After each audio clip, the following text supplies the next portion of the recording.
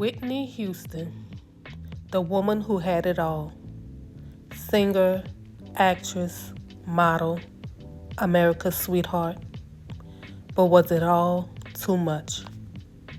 Whitney Houston, an American singer, actress, and model. She was born on August 9, 1963, in Newark, New Jersey. Houston came from a musical family, with her mother, Cece Houston, being a renowned gospel singer, her cousin, Diane Warwick, and her godmother, Aretha Franklin, were also prominent figures in the music industry. Houston's talent was recognized at a young age, and she began singing in church choirs and performing in talent shows. In the late 1970s, she worked as a backup singer for artists such as Chaka Khan and Lou Rawls.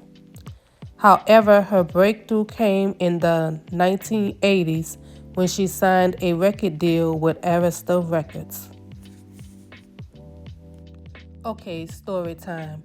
Whitney Houston is one of two singers who I can remember exactly where I was the first time I heard her voice.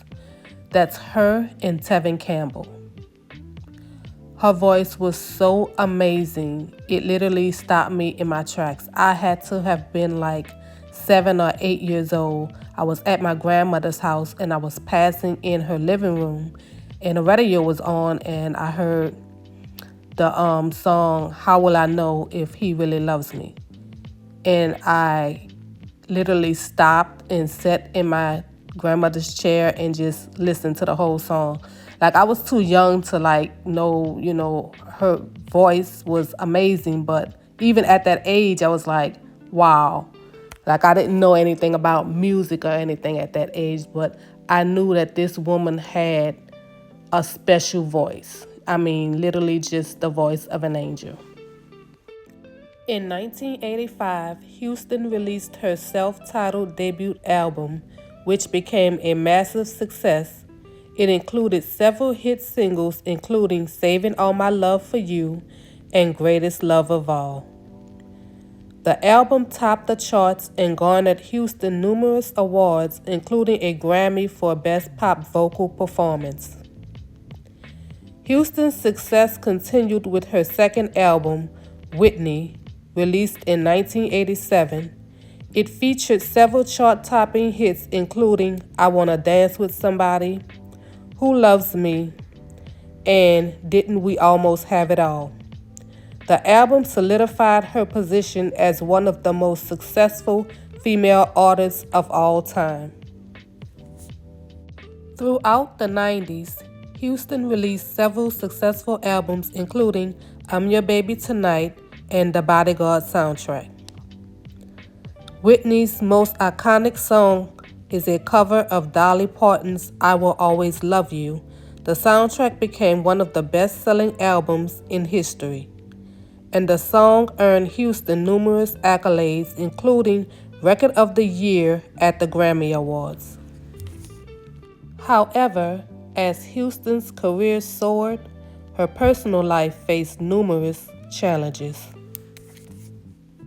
Whitney was rumored to have had a relationship with a woman by the name of Robin Crawford.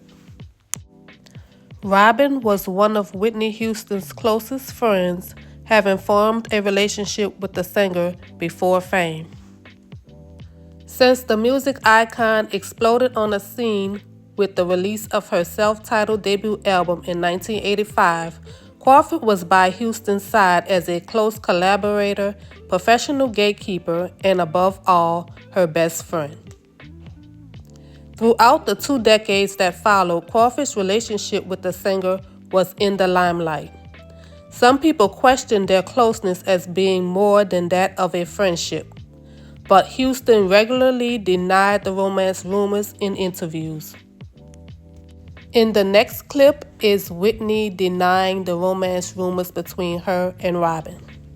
That is a story on that. That is the basis for that. But Whitney is not gay. The only gayness I feel is when I'm happy, honey. That's it. That's all that really matters. I remember those rumors that were going around about her being gay. I grew up in the 90s, and back then, like, they would say that pretty much every celebrity was gay. I mean, they pretty much still do that. But I didn't believe it at the time until, recently, because I heard it so much I would always dismiss it. But I find that a lot of those rumors have actually turned out to be true. The next clip is Whitney doing an interview, and of course, they're asking her about her dating life. Back then, like, celebrities were very private. They wasn't, an open book. So these interviews were very brutal. And what about a boyfriend? Anybody special? No, not the moment. No. Oh, not right. So who do you think about when you're singing something like that? People in general. She's saving it. Hey. In this next clip, it is a woman who did an interview saying that Whitney confided in her about her childhood trauma, and this could possibly be the reason her life turned out the way it did. I was talking one day because she knows my sister, and my sister was molested at an early age, and she looked up at me and she says, "Mary, I was too." I said, "Huh?" She said, "Yeah, I was molested at a young age too." She said, "But it wasn't a man, it was a woman." Dee Warwick, his aunt Dion's sister. Is that what she told you? Yeah, that's what she told me. It was Dee Dee, and I said, "What?" This is Dee Warwick in the photo. She is Whitney's first cousin. She's also a singer. She is the sister of Diane Warwick, who is a singer as well. I mean, it seems like every woman in this woman's family is a singer. Yeah, so sad. And this is Diane Warwick, the sister to the woman who allegedly molested Whitney. The next clip is a small clip of Dee Dee on stage singing.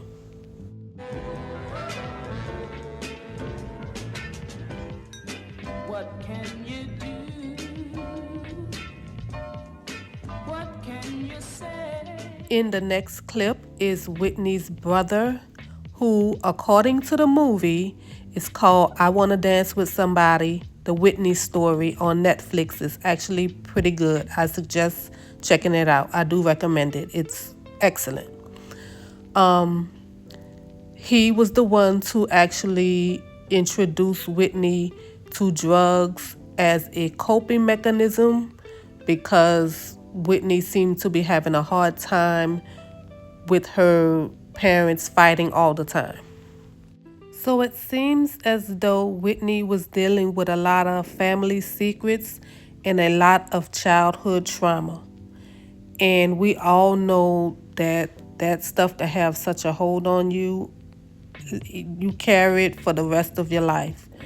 I have a ex-boyfriend who confided in me and told me that he was molested as a child. And, he literally cried when he told me that. A grown man. So, I know that that type of stuff, can literally have a grip on you to the point you can't let it go.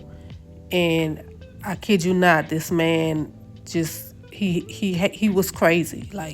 He had a lot of problems, and he was a really difficult person to deal with. So I sincerely sympathize with her. What do you think the long-term effects of the abuse were? It made her question her sexual preference. Due to Whitney being molested at a young age, she may have believed that she was a lesbian, but later realized she wasn't. That would also be the reason she moved in with Robin and started a relationship with Miss Robin at a young age. because due to her childhood trauma, she thought that she was a lesbian, but later she realized she wasn't, and she went on to marry Bobby Brown. Despite her personal struggles, Houston continued to release successful albums and starred in movies like The Preacher's Wife in 1996 and Waiting to Exhale in 1995. However, as the 2000s progressed, her career began to decline and her personal problems became more public. In the next clip is a video of Whitney and Denzel Washington. They look so good in this video. Oh my goodness, they would have made a sexy couple. I know Denzel was married then and he still is married today. I'm just saying, when you see this video, you're going to know what I'm talking about. Like, they just look so good together. I mean, like, in your mind, if you could just picture them as a couple, just yummy. I don't get it. That's not the Whitney I know. You know, the diva of life, the big singing star. I know she's all those things. But she's the girl from around the way, like I know from Newark. See? That's the Whitney that I know. He's the brother from Mount Vernon. From around the way. We're brother and sister now. That's you know, right. this is a familiar thing. That's right. You know, and everybody thinks, you know, well, how sexy is Denzel? I was like, that brother ain't sexy at 6 in the morning. That brother comes to talk about, I'm tired. See how cute they are in that video? Anyway, moving on. Whitney Elizabeth Houston was an American singer, actress, model, and producer, nicknamed The Voice. She is one of the best-selling music artists of all time, with over 220 million records sold worldwide. In 2023, Rolling Stone named her the second greatest singer of all time. Now, they didn't mention who the first was, but in my book, Miss Whitney Houston is the greatest singer of all time. Now we're going to move on to Whitney Houston's and Bobby Brown's relationship. Whitney Houston and Bobby Brown met in 1989. They married in 1992 and welcomed one child together, daughter Bobby Christina Brown, before divorcing in 2007. Now let's take a look back. When the couple met in 1989, they had an instant connection. Bobby and I basically come from the same place. Houston, a New Jersey native, told Rolling Stone in 1993. Bobby comes from Boston, out of the projects. I come from Newark, out of the projects. Beyond their similar backgrounds, the pair also related on a musical level. Brown recalled Houston's influence in his 2016 memoir, Every Little Step. She taught me how to use my voice, how to blend my notes, how to chop my voice when I need it, he wrote. I remember when Whitney and Bobby made that song, We Have Something in Common. I actually love that song. I still listen to that song till this day. But I remember people like dissing the song, you know, saying it wasn't good, but the song actually is a pretty good song. But Whitney and Bobby got a lot of hate. Like, I never understood it. I mean, I kind of understood it a little. Like, people thought that Whitney was too good for Bobby, so that was the basis of their hate early on in their relationship. After a while, it became, you know, they hated their relationship because it seems like they just wasn't good for each other. Brown said, in turn, he taught her how to dance. At first, she was uncomfortable with dancing. Admittedly, she didn't have much rhythm, but she had a certain flair. With the two of us working together, sharing our strengths, I think we made each other better entertainers. Friends recalled that the couple were incredibly close. They had this sort of Bonnie and Clyde mentality, where it's them against the world, a family friend told People. Both Houston and Brown had faced addiction before their marriage, but over the years their challenges escalated. Brown was arrested for charges related to drunk driving and possession. While Houston sought treatment in rehab multiple times, Brown says we would still be together if it wasn't for, substance abuse. It just got the best of us, Brown said in a 2022 documentary, per the New York Post. In 2016, a music source told People she loved him. She truly did. In some ways, Bobby provided stability in her life, and she had someone who truly cared about her.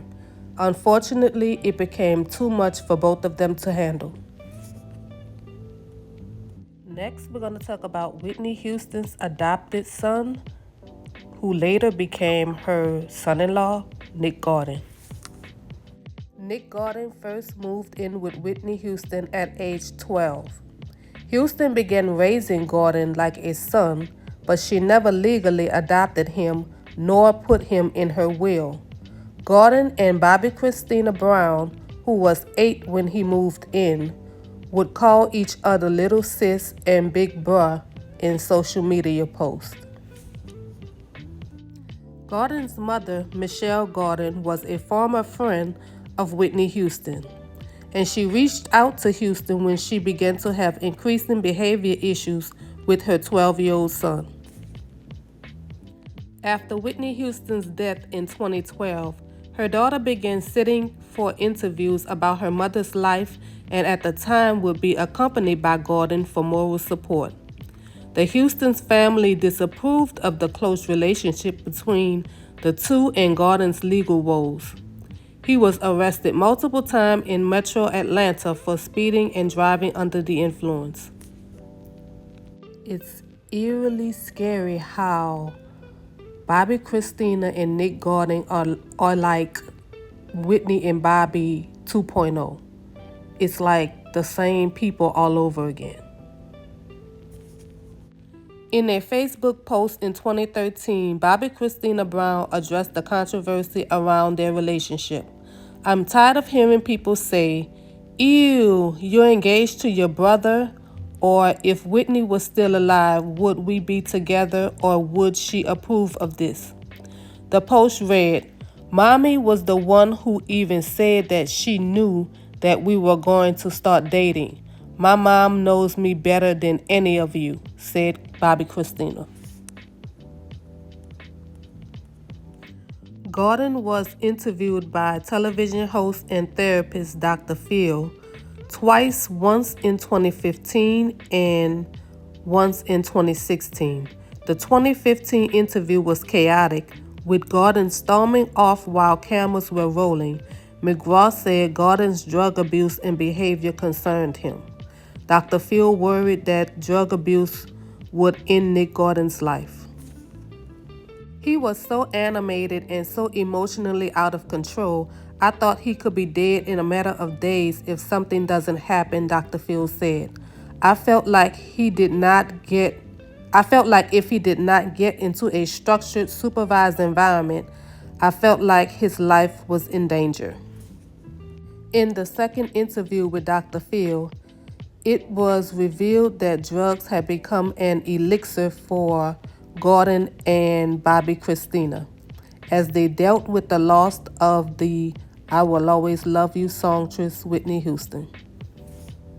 It's unfortunate, but at the time, that's kind of the only way we knew how to deal with what had happened, Gordon said. Nick Gordon was found unresponsive at a hotel outside of Orlando. He was found unresponsive in a Central Florida hotel room and later died, authorities said.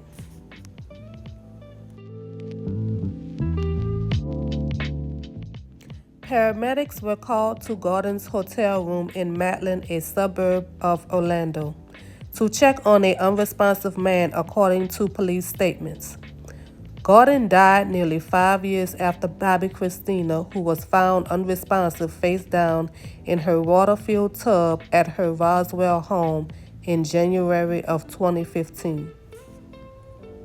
Nick Gordon passed away on January 1st of 2020, of a drug overdose. The cause of his death was ruled as heroin toxicity. In 2005, Whitney and Bobby starred in a reality show called Being Bobby Brown. This reality series follows R&B singer Bad Boy Bobby Brown, wife Whitney Houston, and his extended family over the course of 6 months as they put their respective lives back together. The series also highlights Brown's relationship with daughter Bobby Christina, his children from previous relationships, La Princia and Bobby Jr., and his brother and personal manager, Tommy. I remember this show. I actually used to watch it, and it was like watching a train wreck. It was horrible, but those types of stories makes for good TV. It's interesting, like you feel bad for them, but at the same time, you still watch it. Can you imagine 2 drug-addicted people with a reality show? Yeah, it was a mess, but... Next, we have a clip from the actual show. Y'all met at the Phone Trade Awards. Stop lying. He is so funny. You call me every night. Ew. Brenda, this is Chloe. You wasn't yourself after I put the thing on you. Okay. Is the thing that it is? These 2 used to crack me up. Here's another clip of the show.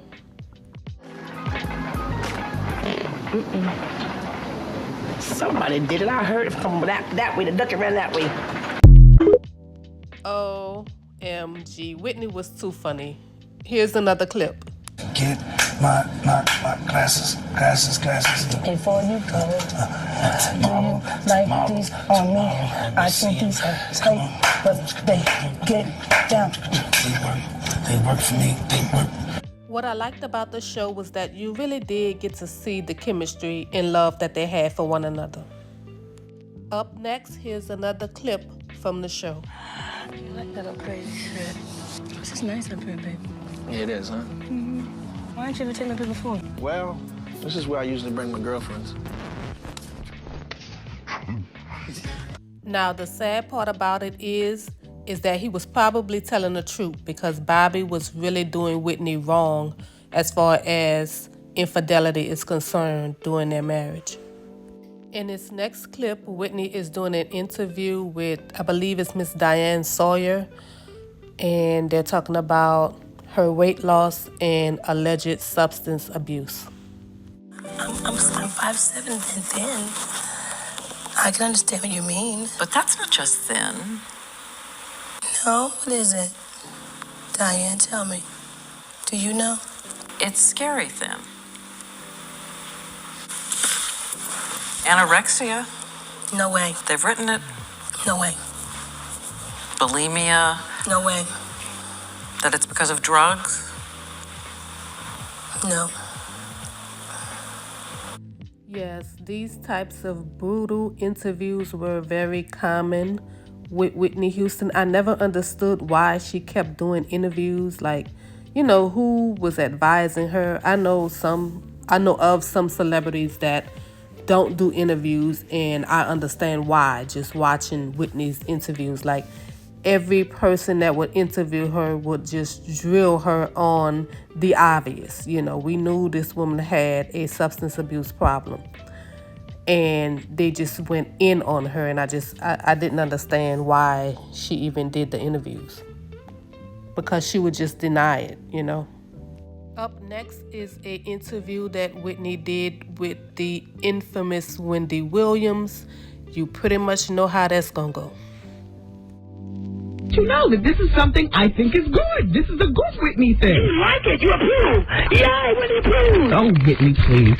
Listen, they were saying that you cut your mother's See, you don't know what the allowance. You don't make me curse on the radio. I'm not. If anyone is familiar with Wendy back in her radio days, this woman was brutal. Like, she was way worse than she was, once she got the TV show. She used to run after these celebrities. She used to be in their face. I mean, just crazy. Like, she used to drive them crazy. I'm not gonna lie. But, you know, that was her job, and she definitely did her job and did it well. Knowing now what we know about Wendy Williams, that she also had a substance abuse problem, child, her and Whitney and Wendy could have been the best of friends.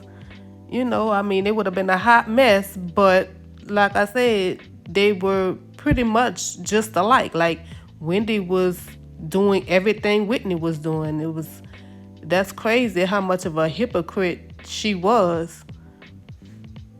At the time Whitney was spiraling out of control, Wendy still had her substance abuse, you know, under control. She was still able to hide it. And now, fast forward to today, Wendy is now spiraling out of control, and she looks just like Whitney looked back then.